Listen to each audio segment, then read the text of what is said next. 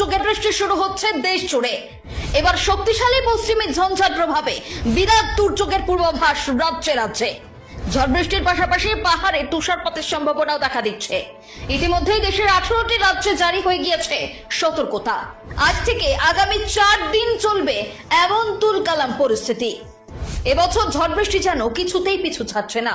দুর্যোগ যেন লেগেই আছে সব ঋতুতে। গ্রীষ্ম থেকে বর্ষা, শরৎ থেকে শীত, বছরের প্রতিটা মাস যেন একটা করে দুর্যোগ দেখেছে এবছর। আর এবার বসন্তের শুরুতেই দেশের 18 রাজ্যে জারি হলো সতর্কতা। ক্ষণে ক্ষণে বদলে যাচ্ছে দেশের আবহাওয়ার মেজাজ। ভারতের আবহাওয়া বিভাগ সোমবারের পূর্বাভাসে জানিয়ে দিল আগামী 4 দিন কেমন থাকবে আকাশের মুখ।